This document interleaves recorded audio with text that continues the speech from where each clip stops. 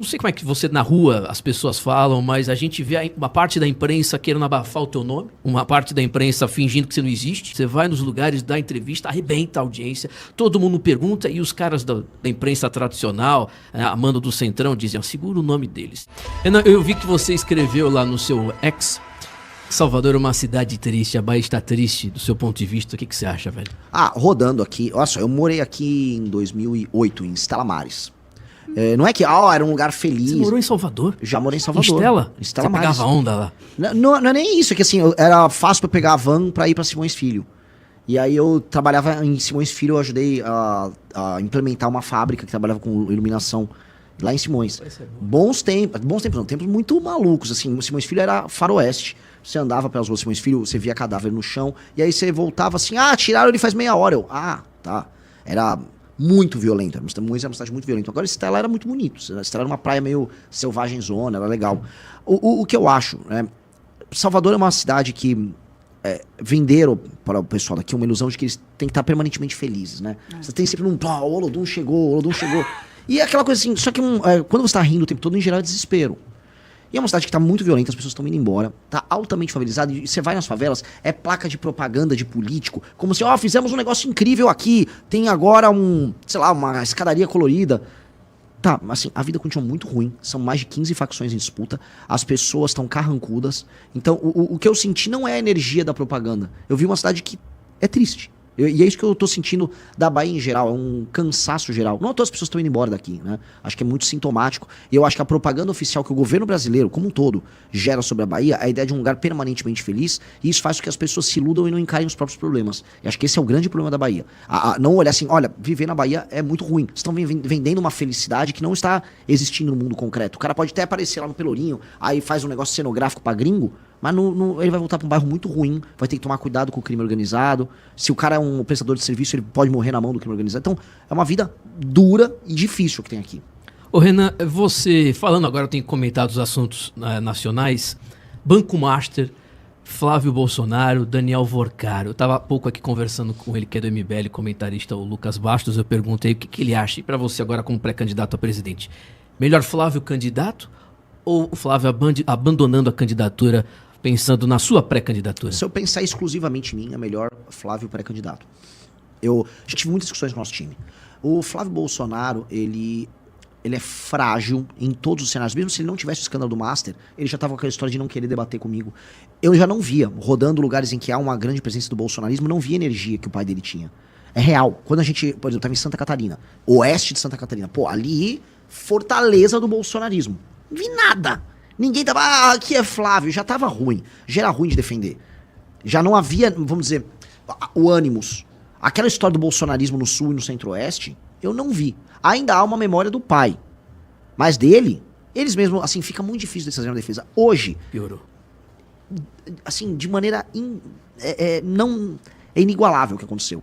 Eu, conversando com pessoas que eram altamente bolsonaristas ali da região, radialistas que eu visitei, não, Renan, não, isso aqui não dá, não dá pra ir com ele, a gente vai ter que escolher um caminho. E aí isso eu falei, bom, se eu for pensar de maneira estritamente estratégica aqui, o que não é necessariamente bom no curtíssimo prazo pro país, mas é bom no longo prazo, é melhor deixar ele sangrando. Porque ele vai perder. Só que tem uma coisa, todo mundo fala, vamos colocar a Michelle. A família que é a Michelle, vocês são analistas, né, agudos do bolsonarismo. Okay. Carlos, Eduardo e Flávio, não vai Michelle? Não. Então quem eles vão colocar? O Rogério Marinho, como algumas pessoas ventilaram? Eu acho que eles vão ter que ir de Flávio até o fim, porque é o cálculo frio, que ele tenha 20%, pelo menos eles ficam com algum ativo eleitoral. Eu acho, não sei se vocês concordam, que no fim do dia, os Bolsonaro, quando se meteram ali com o Master, e quando lançaram o Flávio, eles estavam fazendo a seguinte conta, mas vamos botar uma grana no bolso e vamos tentar manter a nossa liderança aqui, porque já aprenderam nosso pai, a vida tá uma desgraça, provavelmente vão tomar a direita da gente, tem o Tarcísio, a época que tava, né, que a gente foi pegar as negociações, Tarcísio tá tentando levar a reboque à direita, o Nicolas tá surgindo, eles não contavam com a gente na equação. Então, vamos botar um no bolso, faz um filme aí e lança o Flávio, vai no que der.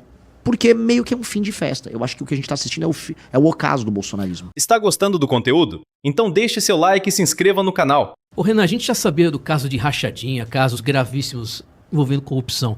Mas você imaginava que seria dessa magnitude o negócio do Flávio Bolsonaro? Você se surpreendeu quando aquela conversa foi vazada? Eu vi que você fez uma live e você ficou surpreso. Muito. Surpresa de verdade? De verdade. Não, de verdade. De verdade. O envolvimento dele dessa natureza com o Master e o que tá pintando das histórias de Trancoso é uma novidade meio que pra geral. O que eu soube até é que o PT também não sabia a fundo.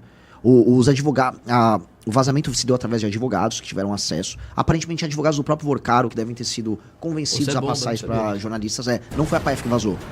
E aí isso pegou todo mundo de surpresa. Porque pro Sidônio, o Flávio derreter agora é ruim.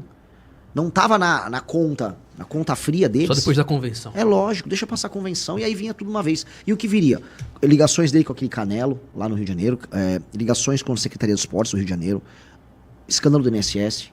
Envolvimento dele com o Willer Tomasi, com aquela sócia dele no escritório dele. Então, essas coisas são, vamos dizer, elementos que estavam precificados pelo PT para atacar na época da eleição, para machucar. Eu acho que machucaria muito o Flávio. Isso aqui é uma novidade. Tanto que é uma novidade que o Flávio nem contou para os membros da própria campanha, né? O que foi uma coisa, assim, advogados e marqueteiros ficaram malucos. E é sempre aquilo vai vindo uma coisa nova. Eu acho que o Flávio tem uma posição muito, muito ruim. Muito ruim. E a pior situação que poderia ficar para ele é mostrar a inviabilidade do segundo turno. No momento que ele enviava no segundo turno, ele não tem mais o argumento, que era o que restava do... Não, mas pelo menos ele ganha do Lula. Não, ele não ganha do Lula. Vocês vão ter que tomar uma decisão, vocês vão ter que escolher outras pessoas. São agora 9h28, a gente está aqui com o pré-candidato a presidente Renan Santos. Renan, você apareceu na Atlas com... agora 6.9. 6.9. Saiu um Datafolha com o resultado já esperado, que o Datafolha ele sempre derruba. Eu queria que você comentasse o resultado do Datafolha sexta-feira. Você está animado. Não é porque você está aqui na bancada, já falei várias vezes, que eu sinto o mesmo... a mesma sensação de 2018. É impressionante. Eu comecei a sentir também. Eu não sei como é que você, na rua, as pessoas falam, mas a gente vê uma parte da imprensa querendo abafar o teu nome, uma parte da imprensa fingindo que você não existe, e a internet... O Bolsonaro era assim em 2018. Ele da entrevista, quebrava recorde de audiência. Não sei como é que tá hoje aí no YouTube, mas deve estar arrebentando também de audiência.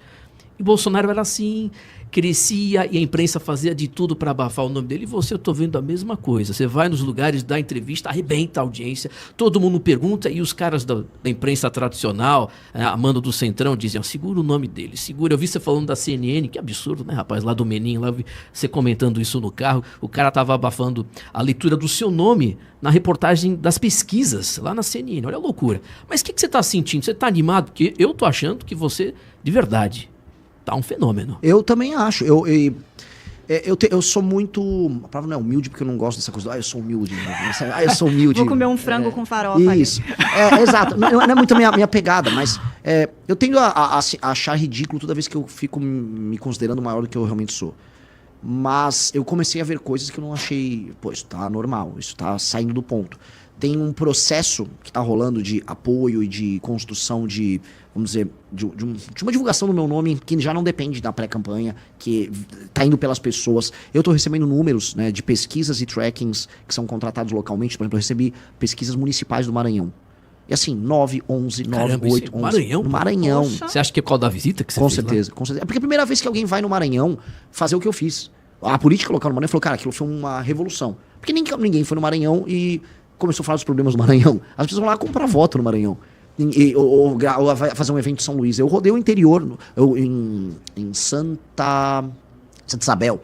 Eu fui numa rádio, o radialista falou, olha, você foi o primeiro presidente desde o Fernando Collor, candidato, que veio aqui, o outro foi o Jânio. Imagina. Então, assim, é um fato raro. Então, rodar as cidades do interior, falar dos problemas, mexeu com a galera do Maranhão. Porque eles mexem com a autoestima. Pô, esse cara tá tratando do meu problema, eu existo. Tem um elemento de, pô, eu existo, fala de mim. Não precisa falar bem, fala de mim. E eu acho que tá fazendo sentido, eu vou fazer Amapá, eu vou fazer Pará, na mesma linha. Eu vou nos interiores que ninguém dá bola. Vou fazer isso na Bahia também. Essa viagem aqui é a primeira, eu vou fazer 2 da Bahia. E aí eu vou pegar o interiorzão da Bahia pra pegar aquele meião, que é onde o PT faz os votos Bahia dele. é muito grande, né? Ô, Luiz Melodia, você teve ontem um evento aqui em Salvador do Rio Vermelho. Ó, Salvador, bota aí na tela, Luiz. Ontem, pra quem tá no YouTube nos acompanhando, estamos ao vivo, youtube.com/Brado Rádio. Velho, isso em Salvador, uma cidade histórica, tem a história, né? Conhecida por ser uma cidade esquerdista. Domingo no final da tarde, isso foi num bar, lá aqui no Rio Vermelho. Tela cheia aí, Luiz Melodia, são 9h31. Isso foi ontem. Um dia de chuva, Timão. Renan, comenta esse evento aí. Isso já faz parte, acho que, de uma campanha de fenômeno, velho. Em Salvador, que outro pré-candidato conseguiu isso? Eu tenho certeza que a galera foi lá, pagou. Que ninguém recebeu dinheiro, não teve militância. O que foi, Lucas? Ah, tá bom. E aí, Renan, o que você acha? Todos os eventos nossos estão gerando isso e eles estão aumentando. A gente tá meio que uma competição de um lugar bater o lugar anterior. Foi gigante Salvador ontem. 3 dias antes em Brasília foi enorme também. E eu nem tô tendo muito esforço de divulgação. As pessoas estão se organizando e estão fazendo o evento acontecer. Tá mais diferente. Antigamente o nosso público era muito homens jovens. Agora tinha mulher já estava virando quase 40% do público presente, muitas classes sociais diferentes e começou a aparecer as pessoas mais velhas. Isso não era comum, pessoas acima de 60 anos aparecerem, aí começaram a vir. Então o fenômeno está começando a se alterar. Então é muito bom, assim, para entender a política, não só daqui de Salvador, mas a política toda do Nordeste, né? Um evento em geral você faz pagando as pessoas, vai ficar a galera segurando umas bandeiras, você dá uma tradicional comidinha. É isso aí mesmo. É isso, é o tal do pelego. A gente tá indo numa outra linha, completamente diferente. E nesse sentido se parece muito com a campanha do Bolsonaro de 18. Acho que a tua análise tá muito boa. O lance a gente tem que acelerar esse processo até a eleição. Só que eu acho que dá tempo. Eu acho que a gente tinha um planejamento de chegar até 10% até a véspera da eleição ali em agosto. Eu acho que nós vamos alcançar. Ah, eu tenho dúvida. Assim, e aí com 10%, 2 dígitos, estamos totalmente no jogo, porque um cara, que é o Flávio, tá em trajetória de queda, e a queda é forte. Tá? O que eu tô recebendo também de trackings e conversando com pessoas de institutos, a rejeição que o Flávio tá angariando é uma rejeição sem volta. Porque tem aquela rejeição que, não, mas vai ser um negócio do Lula e... Cara, não tem muita coisa do Lula pra sair. Na verdade, o Lula vai ficar inaugurando obra e vai ficar fazer uma política social dele. Ele vai tentar diminuir na margem aquela rejeição que é muito alta dele. Agora, do Flávio tem um estoque ainda de coisas. E quem já saiu do Flávio falou, eu não volto. Isso é muito ruim. Então, nós vamos buscar esse eleitor. E a gente tá competindo na busca desse eleitor, de maneira muito clara, com o Zema e com o Caiado, que tem medo de falar dos problemas do Flávio, que tem medo de colocar o dedo na ferida. São dois, vamos dizer, reservas. Porque a pior coisa não é que você é uma alternativa, você é um banco de reservas. É aquele jogador que tá lá com a camisa 33 lá no banco, aguardando o camisa 8 dele, o camisa 9 sair. Pô, isso é feio. Eles não vão falar do problema. Até porque, assim, tá pintando agora envolvimentos muito similares com o que houve aqui do Crédito Sexta, do Zema e do próprio Caiado. Tem uma história também no estado de Goiás. Quase todos os governadores entraram nessa malandragem. O único cara que não tá pré-candidato a presidente, que não tá envolvido diretamente nesse negócio é você, né? Sou eu. E poderia citar algum nanico que não conta, né? Tipo, a Samara da UP. Não, o Aldo não acho que ele tenha relação com o escândalo, mas o Aldo, no máximo, viajou lá no jatinho lá com o Toffoli com o ligação direta. Eu não acho que o Aldo tinha nada a ver com isso, mas... o Aldo, pô, é o único cara que topa aí nas sabatinas que eu vou. Eu tive uma sabatina no Canal Livre, lá na Band. Aí, beleza, era pro Zema aí, não foi. Aí tinha uma agora, que era no Esfera, eu, Caiado, Zema e Aldo. O Caiado e o Zema não foram, foi eu e o Aldo. Eles não foram, é medo? Eu não sei, cara. O Zema nunca vai. E o Caiado disse que deu um problema num avião, uma coisa assim, num helicóptero. E você vai participar dos debates da televisão? Já te chamaram? Vou. A gente já teve reunião com todas as emissoras. Houve a conversa do Flávio, da campanha do Flávio, para tentar me tirar, mas as emissoras foram muito, muito rígidas ali.